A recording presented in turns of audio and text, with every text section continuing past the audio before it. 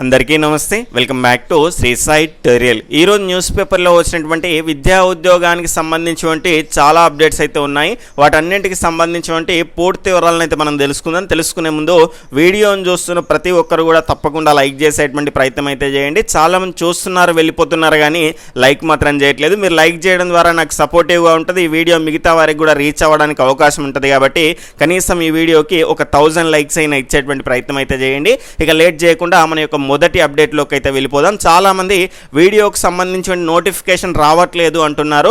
ఇక్కడ సబ్స్క్రైబ్ చేసుకున్న తర్వాత బెల్ ఐకాన్ అనేది కనిపిస్తుంది. దానిపైన ఆల్ నోటిఫికేషన్ అనేటువంటి బెల్ ఐకాన్ని ట్యాప్ చేస్తేనే వీడియో యొక్క నోటిఫికేషన్ వెంటనే వస్తుంది. కాబట్టి ఆ రకంగా ఆల్ నోటిఫికేషన్ బెల్ ఐకాన్ని యాక్టివేట్ చేసుకునేటువంటి ప్రయత్నం అయితే చేయండి. ఇక మొదటి అప్డేట్లోకి వెళ్తే టీఎస్పీఎస్సీ పరీక్షలు నిరవధిక వాయిదా అంటూ క్వశ్చన్ మార్క్ సంబంధించినటువంటి ఆర్టికల్ కనుక చూసుకుంటే ఆంధ్రప్రభలో చూడొచ్చు. కమిషన్ పాలక మండలి యోచన, పరీక్షల నిర్వహణ ప్రక్రియపైన తర్జన భర్జన, కొలిక్కి రాని ప్రశ్నపత్రాల రూపకల్పన. ఇక్కడ మే 28న సివిల్ సర్వీసెస్ ప్రిలిమినరీ పరీక్ష సిట్ విచారణపై నేడు హైకోర్టులో విచారణ. హైకోర్టు స్టేటస్ రిపోర్ట్ అందజేయనటువంటి ఏజీ హైకోర్టుకు అయితే ఈరోజు అయితే స్టేటస్ రిపోర్ట్ అయితే అందజేస్తున్నారు. సిట్కి సంబంధించి ప్రశ్నపత్రాల లీకేజీతో రద్దు చేసినటువంటి నియామక పరీక్షలతో పాటు నోటిఫికేషన్ జారీ చేసి దరఖాస్తులను స్వీకరించినటువంటి పరీక్షలను నిరవధిక వాయిదా వేసేటువంటి అవకాశం ఉన్నట్లయితే తెలుస్తుంది. లీకేజీ వ్యవహారంలో రాష్ట్ర వ్యాప్తంగా నెలకొన్నటువంటి పరిస్థితులను అధ్యయనం చేసినటువంటి టీఎస్పీఎస్సీ ఇప్పటికిప్పుడు పరీక్షల తేదీలను ఖరారు చేసి ప్రకటించడం సబబు కాదన్నటువంటి భావంతో ఉన్నట్లయితే ప్రచారం జరుగుతుంది. ఇప్పటికే రద్దు చేసినటువంటి పరీక్షల నిర్వహణ పైన సర్వీస్ కమిషన్ అధికారులు ఇక్కడ సభ్యులు తర్జన భర్జనలు అయితే పడుతున్నట్టు అత్యంత విశ్వసనీయ వర్గాలు చెప్తున్నాయి. దీనికి తోడు మే 28న జాతీయ స్థాయిలో సివిల్ సర్వీసెస్కి సంబంధించినటువంటి ఐఏఎస్ ఐపీఎస్ ప్రాథమిక పరీక్ష జరుగుతోందని, తెలంగాణ నుంచి ఈ పరీక్షకు హాజరవుతున్నటువంటి అభ్యర్థులు పెద్ద సంఖ్యలోనే ఉన్నారని, ఇందులో సగానికి పైగా యువతీ యువకులు టీఎస్పీఎస్సీ నిర్వహించినటువంటి గ్రూప్ 1తో పాటు ఇతర నియామక పరీక్షలు కూడా రాశారని చెప్తున్నారు. రాష్ట్రంలో ప్రస్తుతం నెలకొన్నటువంటి గందరగోళ పరిస్థితుల నేపథ్యంలో తొందరపడి హడావుడిగా పరీక్షలు జరిపి అప్రదిష్ట పాలు కాకుండా సమయం తీసుకొనైనా సరే అత్యంత పగడ్బందీగా పోటీ పరీక్షలు జరపాలన్నటువంటి నిర్ణయానికైతే కమిషన్ పాలక మండలి వచ్చినట్టయితే సమాచారం. లీకేజీ, రద్దు, వాయిదాల క్రమంలో ప్రశ్నపత్రాలను కొత్తగా రూపొందించాల్సి ఉంది. ప్రశ్నపత్రాలను తయారు చేసేటువంటి అధ్యాపకులు, సీనియర్ ప్రొఫెసర్లు, అసోసియేటెడ్ ప్రొఫెసర్లు, ఇతర విద్యావేత్తలను ఎంపిక చేసి ప్యానెల్ను రూపొందించాల్సి ఉంటుంది. ఎంపిక చేసినటువంటి వారి నుంచి ప్రశ్నలను జవాబులను తెప్పించి వాటిని గోప్యంగా ఉంచాల్సి ఉంది. ఇక్కడ ప్యానెల్ నుంచి వచ్చినటువంటి వాటిని జంబ్లింగ్ చేసి 3-4 ప్రశ్నపత్రాలను తయారు చేసి సిద్ధంగా ఉంచాలి. టీఎస్పీఎస్సీలో ఈ ప్రక్రియ ఏమాత్రం ముందుకు సాగడం లేదని విశ్వసనీయ వర్గాలు అయితే చెప్తున్నాయి. ప్రశ్నపత్రాలను రూపొందించే నిపుణులతో జరుపుతున్నటువంటి సంప్రదింపులు కొలిక్కి రాలేదని చెప్తున్నారు. ఇప్పటికే రూపొందించినటువంటి ప్రశ్నపత్రాల నిధిని కనుక చూసుకుంటే పక్కకు పెట్టి కొత్త వాటిని సిద్ధం చేయాలి. ఈ ప్రక్రియను ప్రారంభించి పూర్తి చేయడానికి కనీసం 3 నెలల సమయం పడుతుందని అంచనా వేస్తున్నారు. ప్రశ్నల నిధిని సిద్ధం చేశాక వివిధ దశల్లో వాటిని ఆమోదం తీసుకోవాల్సి ఉంటుంది. ఆ తర్వాతే పరీక్షల తేదీలను ఖరారు చేసి ముందుకు వెళ్లాల్సినటువంటి పరిస్థితి అయితే ఉంటుంది. రద్దయిన పరీక్షలను ముందుగా నిర్వహించాలంటే ఇప్పటికే నిర్దేశించిన ఇతర పరీక్ష తేదీల్లో మార్పులు చేయాలని, షెడ్యూల్ ప్రకారం పరీక్షలు నిర్వహించాలనుకున్నా కూడా రద్దయిన వాయిదా వేసినటువంటి పరీక్షల నిర్వహణకు కూడా ఇబ్బందులు తలెత్తుతాయని కమిషన్ భావిస్తున్నట్లయితే సమాచారం. రద్దయినటువంటి గ్రూప్ 1 ప్రాథమిక పరీక్ష నిర్వహించి వాటి ఫలితాల ప్రకటనకు 3 నుంచి 4 నెలల సమయం పడుతుందని, ఆ తర్వాత మెయిన్స్కి సంబంధించినటువంటి పరీక్షకు అభ్యర్థులను ఎంపిక చేసి వారికి హాల్ టికెట్లను జారీ చేసి పరీక్ష జరపడానికి మరో 2 నెలల సమయం అవసరమని కమిషన్ ఉన్నతాధికారులు అయితే లెక్కలు వేసుకుంటున్నట్లయితే తెలుస్తుంది. టీఎస్పీఎస్సీ పలు నియామక పరీక్షల తేదీలను ప్రకటించింది. ఈ నెల 24న కనుక చూసుకుంటే హార్టికల్చర్ ఆఫీసర్, 23న ఏఎంఐ ఇక్కడ ఏఎంబీఐకి సంబంధించి, 25న అగ్రికల్చర్ ఆఫీసర్, మేన డ్రగ్ ఇన్స్పెక్టర్, 13న సాంకేతిక విద్యా లెక్చరర్స్, 15న లైబ్రేరియన్, ఫిజికల్ డైరెక్టర్, జూన్ 5న కనుక 5 నుంచి 12 వరకు అయితే గ్రూప్ 1 మెయిన్స్, జూలై 1న గ్రూప్ 4, ఆగస్టు 29న గ్రూప్ 2 పరీక్షలను జరపాలని కమిషన్ అయితే నిర్ణయించింది.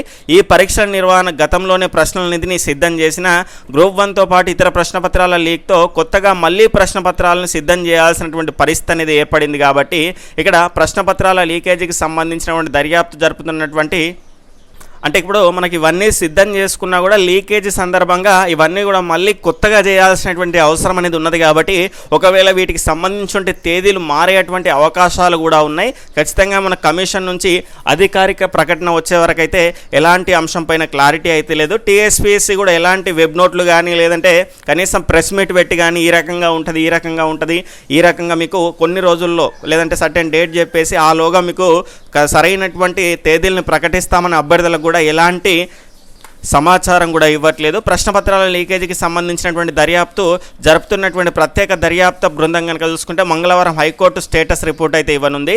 లీకేజీ కేసును హైకోర్టు సిట్టింగ్ జడ్జి లేదా సిబిఐకి అప్పగించాలని హైకోర్టులో దాఖలైనటువంటి పలు పిటిషన్లను కూడా విచారణకు తీసుకున్నటువంటి ధర్మాసనం సిట్టు విచారణ ఎంతవరకు వచ్చిందని ప్రశ్నించింది.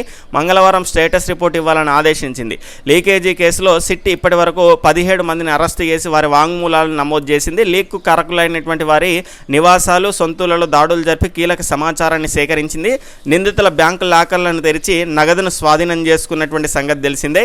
ఈ కేసులో సర్వీస్ కమిషన్ చైర్మన్ జనార్దన్ రెడ్డిని ఆయన కార్యాలయానికి వెళ్లి విచారించినటువంటి సిట్ చీఫ్ శ్రీనివాసరావు ఆయన నుంచి సమాచారం రాబట్టారు. కమిషన్ కార్యదర్శి అనితా రామచంద్రన్ సభ్యుడు లింగారెడ్లను సిట్ తమ కార్యాలయానికి పిలిపించుకొని లీకేజీ పైన ఆరా తీసింది. ఈ కేసులో తనపై అబద్ధ ఆరోపణలు చేశారని ఆగ్రహిస్తూ మంత్రి కేటీఆర్, పిసిసి చీఫ్ రేవంత్ రెడ్డి, భాజపా అధ్యక్షుడు బండి సంజయ్ పైన పరువు నష్టం దావా వేసినటువంటి సంగతి అయితే తెలిసిందే. తర్వాత గురుకుల కొలువులకు ఓటీఆర్ రేపటి నుంచి అందుబాటులోకి సౌకర్యం. గురుకుల విద్యాలయాల్లో బోధన పోస్టుల భర్తీకి అయితే నియామక బోర్డు వన్ టైం రిజిస్ట్రేషన్ ఓటీఆర్కు సంబంధించినటువంటి ఏర్పాట్లు అయితే పూర్తి చేసింది. ఓటీఆర్ నమోదు ద్వారా వచ్చేటువంటి నంబర్తో నోటిఫికేషన్ల వారీగా అర్హత కలిగినటువంటి పోస్టులకు నేరుగా దరఖాస్తు చేసుకునేటువంటి అవకాశం అయితే కల్పిస్తుంది. గురుకుల పోస్టులకు ఓటీఆర్ సదుపాయం ఈ నెల 12 నుంచి అందుబాటులోకి అయితే రానుంది. ఈ మేరకు గురుకుల నియామక బోర్డు టెస్టింగ్ ప్రక్రియను అయితే విజయవంతంగా పూర్తి చేయడంతో పాటు సాంకేతిక లోపాలు తలెత్తకుండా అన్ని ఏర్పాట్లు అయితే చేసింది. గురుకులాల్లో 9,231 పోస్టుల భర్తీ కోసం బోర్డు 9 ఉద్యోగ ప్రకటనలు అయితే జారీ చేసింది. ఈ పోస్టుల కేటగిరీల వారీగా ఈ నెల 15 నుంచి దరఖాస్తు ప్రక్రియ అయితే మొదలు కానుంది.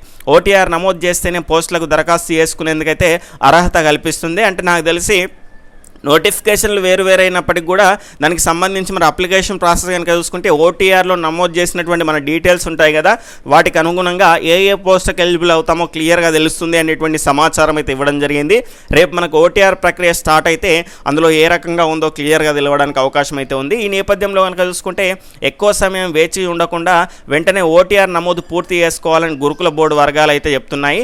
ఎక్కువ సమయం వెయిట్ చేయకుండా 1-2 రోజులు చూడండి, క్లియర్గా మీకు ఒక క్లారిటీ వచ్చిన తర్వాత వీలైనంత త్వరగా అప్లై చేసుకునేటువంటి ప్రయత్నం అయితే చేయండి. దానికి సంబంధించి ఏ విధంగా అప్లై చేసుకోవాలనేటువంటి అంశాలను కూడా మనం క్లియర్గా తెలుసుకునేటువంటి ప్రయత్నం అయితే చేద్దాం.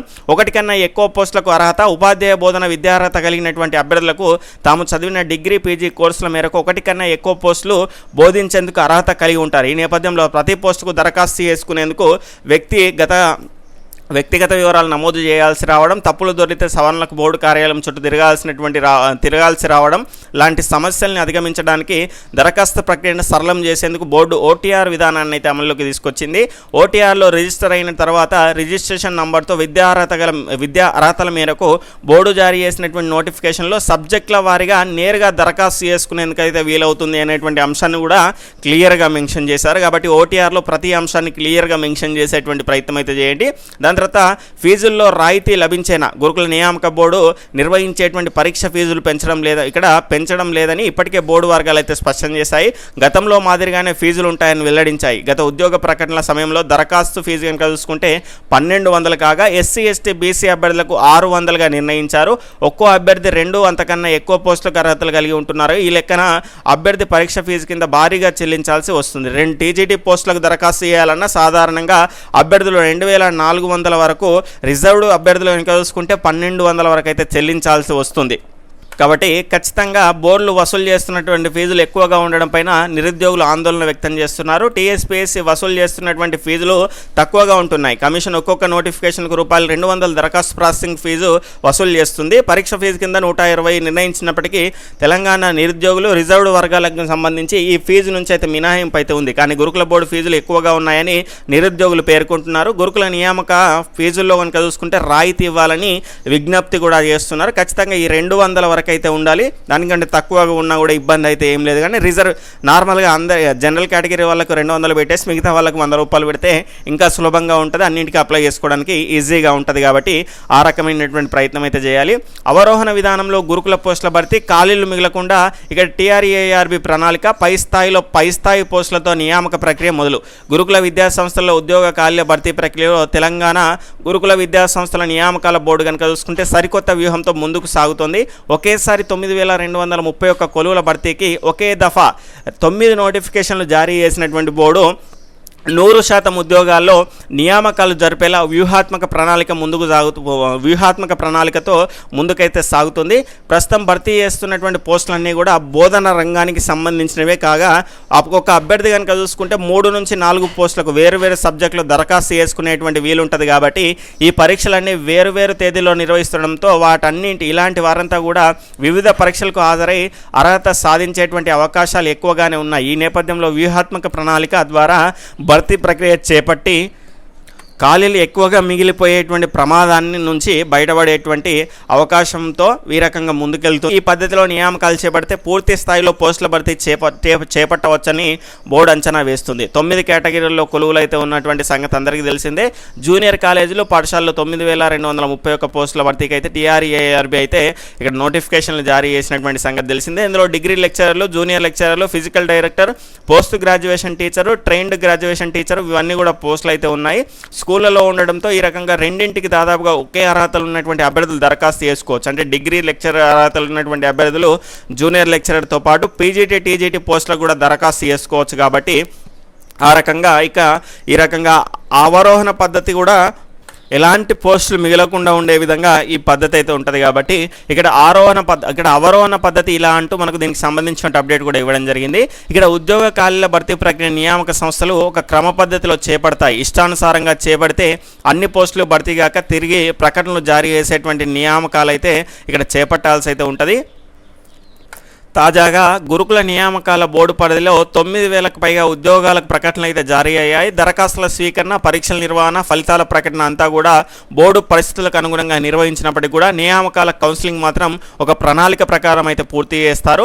ప్రస్తుతం 9 కేటగిరీల్లో కొలువులు అయితే ఉన్నాయి. వీటి పై స్థాయి నుంచి కింది స్థాయి వరకు అయితే అవరోహణ క్రమంలో విభజించిన తర్వాతే వాటికి కౌన్సిలింగ్ నిర్వహించి నియామకాలు అయితే చేపడతారు. అంటే ముందుగా డిగ్రీ కాలేజీల్లో కొలువులు భర్తీ చేసిన తర్వాత జూనియర్ కాలేజీల్లో పోస్టుల భర్తీ చేస్తారు. ఆ తర్వాత పాఠశాలల్లో పై స్థాయి పోస్టులు అయినటువంటి పీజీటీ, టీజీటీ తర్వాత ఇతర కేటగిరీ పోస్టుల నియామకాలు అయితే చేపడతారు. దీంతో ప్రకటించినటువంటి పోస్టులన్నీ కూడా పూర్తి స్థాయిలో భర్తీ అవుతాయని అధికారులు అయితే భావిస్తున్నారు. ఇలా కాకుండా కింది స్థాయి నుంచి మొదలు పెడితే ఇక్కడ ఎంపికైనటువంటి అభ్యర్థి ఆ తర్వాత పై స్థాయి పోస్టుకు కూడా ఎంపికైతే కింది స్థాయి పోస్టును వదిలేసేందుకైతే అవకాశం ఉంటుంది. కాబట్టి ఆ విధంగా ఆ ఖాళీ భర్తీ కాకుండా మిగిలిపోతుంది. ఈ నేపథ్యంలోనే వ్యూహాత్మక ప్రణాళిక రూపొందించి అమలు చేసేందుకైతే టీఆర్ఏఆర్బీ అధికారులు అయితే కసరత్తు చేస్తున్నారు. మీరైనా జాగ్రత్తగా నిర్వహించేటువంటి ప్రయత్నం అయితే చేయండి. లీకేజీలు ఈ కథలన్నీ కూడా మళ్ళీ ముందుకు వచ్చేటువంటి ప్రయత్నం అయితే చేయకుండా జూనియర్ పంచాయతీ కార్యదర్శుల క్రమబద్ధీకరణకు ప్రభుత్వ యోచన, రాష్ట్ర వ్యాప్తంగా వివరాల సేకరణ, జిల్లా పంచాయతీ అధికారులకు ఆదేశాలు. తెలంగాణలోని జూనియర్ పంచాయతీ కార్యదర్శులకు సంబంధించినటువంటి జేపీఎస్ క్రమబద్ధీకరణకైతే ప్రభుత్వం అయితే యోచిస్తుంది. ఈ మేరకు రాష్ట్ర వ్యాప్తంగా పనిచేస్తున్నటువంటి వారి వివరాలన్నీ ఇవ్వాలని జిల్లా పంచాయతీ అధికారులను ఇక్కడ డీసీపీఓకు సంబంధించి సోమవారం అయితే ఆదేశించడం జరిగింది. డిపిఓకు సంబంధించి రాష్ట్రంలోని జేపీఎస్లకు 4 ఏళ్ల శిక్షణ కాలం ప్రొబేషన్ సమయం మంగళవారంతో పూర్తి కానుంది. ఈ నేపథ్యంలో ప్రభుత్వం తాజాగా వారికి సంబంధించినటువంటి సమాచారం సేకరించడం ప్రాధాన్యమైతే సంతరించుకుంది. రాష్ట్రంలో ప్రతి గ్రామ పంచాయతీకి కార్యదర్శులు ఉండాలనేటువంటి సంకల్పంతో ప్రభుత్వం 2019లో 9,352 మంది జేపీఎస్ల నియామకాలు అయితే జరిపింది. మొదటి ఏడాదితో పాటు శిక్షణ కాలం ఉండగా దాన్ని 4 ఏళ్లకైతే పెంచినటువంటి ప్రభుత్వం వారి వేతనాన్ని రెట్టింపు చేసింది. ఆ తర్వాత వారికి విధులు బాధ్యతలు పెరిగాయి. ఇతర శాఖల్లో ఎవరికీ లేని విధంగా శిక్షణ కాలం పెంచినటువంటి ప్రభుత్వం తమ క్రమబద్ధీకరణకు సంబంధించి ఇంతవరకు ఎలాంటి చర్యలు తీసుకోలేదని కారణంతో వారు బుధవారం నుంచి ఆందోళన కార్యక్రమాలకు అయితే సిద్ధమవుతున్నారు. ఈ నెల 15న సమ్మె నోటీసు ఇవ్వాలని కూడా నిర్ణయించారు. ఈ నెల 28లోగా తమ క్రమబద్ధీకరించకపోతే సమ్మెలోకి వెళ్ళినట్లయితే జేపీఎస్ల సంఘం అయితే తెలిపింది. ఈ నేపథ్యంలో ప్రభుత్వ జూనియర్ పంచాయతీ కార్యదర్శుల దృష్టి వాళ్ళపైన అయితే సారించింది. కాబట్టి వాళ్ళకు కూడా ఇక్కడ రెగ్యులర్ చేసేటువంటి అవకాశాలు అయితే కనిపిస్తున్నాయి. వారి శిక్షణ కాలాన్ని ముగించి క్రమబద్ధీకరించాలని భావిస్తున్నట్లయితే తెలిపింది. ఈ మేరకు రాష్ట్ర వ్యాప్తంగా అన్ని గ్రామాల్లో పనిచేస్తున్నటువంటి వారి వివరాలను ఇవ్వాలని రాష్ట్ర పంచాయతీరాజ్ శాఖ కమిషనర్ డిపిఓలకైతే ఆదేశాలు అయితే జారీ చేశారు. జిల్లా, మండలం, గ్రామ పంచాయతీ కార్యదర్శి పేరు, గ్రేడు, శాశ్వతము, అదనమా, బాధ్యత లేదా గుర్తింపు సంఖ్య, ఫోన్ నంబర్ నమూనాలతో కార్యదర్శి వివరాలను వెంటనే పంపించాలని నిర్దేశించారు. సస్పెన్షన్, డిప్యుటేషన్, దీర్ఘకాలిక గైర్హాజరు, కాళ్ల వివరాలను సైతం ఇవ్వాలని ఇక్కడ సూచించడం జరిగింది. దాని తర్వాత ఇక్కడ ఒకే రోజు ఒకే సమయంలో మోడల్ గురుకుల పరీక్షలు, అధికారుల సమన్వయ లోపం, విద్యార్థులు ఏదో ఒక పరీక్షకి హాజరయ్యేటువంటి పరిస్థితి అయితే ఇక్కడ నెలకొన్నది. సిపిఐ, తృణమూల్ తర్వాత ఎన్సిపిలకైతే జాతీయ పార్టీ హోదా రద్దు, ఆపిక జాతీయ పార్టీ, ఇక్కడ ఆర్ఎల్డి రాష్ట్ర పార్టీ హోదా ఎత్తివేత అంటూ దీనికి సంబంధించిన అప్డేట్ అయితే చూడొచ్చు. దీనికి సంబంధించి కరెంట్ అఫైర్స్లో భాగంగా ప్రశ్నలు రావడానికి అవకాశం ఉంది అయితే కాబట్టి ఖచ్చితంగా చూసుకునేటువంటి ప్రయత్నం అయితే చేయండి. ఈరోజు న్యూస్ పేపర్లో వచ్చినటువంటి విద్యా ఉద్యోగ సమాచారం అయితే ఈ రకంగా ఉంది. ఇది మీకు ఉపయోగపడింది అనిపిస్తే కనుక ఖచ్చితంగా మీ ఒక్క ఫ్రెండ్కైనా షేర్ చేసేటువంటి ప్రయత్నం చేయండి. బాయ్, టేక్ కేర్, జై హింద్.